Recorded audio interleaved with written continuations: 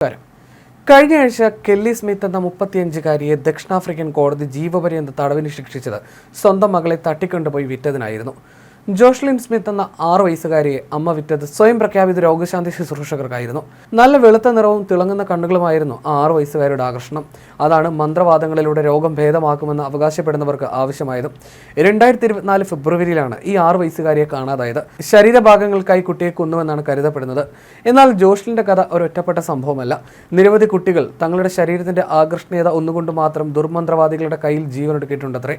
കുട്ടികളെ തട്ടിക്കൊണ്ടു പോകുന്നതും ശരീരാവയവങ്ങൾക്കായി ഇവരെ കൊല്ലുന്നതും ആഫ്രിക്കയുടെ ചില ഭാഗങ്ങളിൽ വർദ്ധിച്ചു വരികയാണെന്നാണ് റിപ്പോർട്ട്.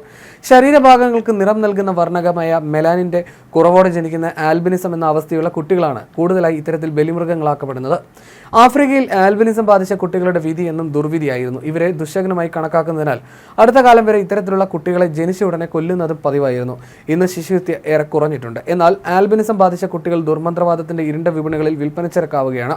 ഇവരുടെ വെളുത്ത ചർമ്മവും തിളങ്ങുന്ന കണ്ണുകളും ഭാഗ്യം കൊണ്ടുവരുമെന്ന അന്ധവിശ്വാസത്തിന് പുറത്താണ് ഈ ക്രൂരത അരങ്ങേറുന്നത്. മാത്രമല്ല, പരമ്പരാഗത ഔഷധങ്ങളിൽ ചേരുവകളായും ഇവരുടെ ശരീരഭാഗങ്ങൾ ചേർക്കപ്പെടുന്നു. ആൽബിനോ ബാധിച്ച കുട്ടികളും മുതിർന്നവരും ക്രൂരമായി കൊല ചെയ്യപ്പെട്ട നിരവധി സംഭവങ്ങളാണ് കിഴക്കൻ ആഫ്രിക്കയിലും മധ്യ ആഫ്രിക്കയിലും റിപ്പോർട്ട് ചെയ്യപ്പെട്ടിരിക്കുന്നത്.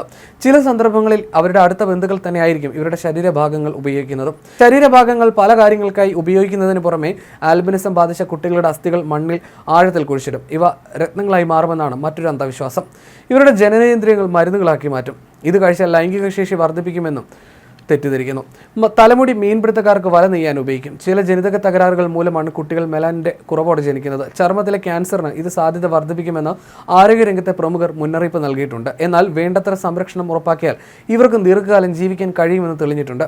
എന്നാൽ ആഫ്രിക്കയിൽ ഇവർ അനുഭവിക്കുന്നത് കടുത്ത സാഹചര്യങ്ങളാണ്.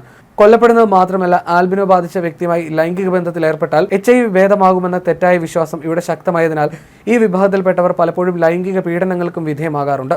ഇതിന്റെ ഫലമായി HIV ബാധിച്ച നിരവധി ആൽബിനിസം ബാധിതരും ഇവിടെയുണ്ട്.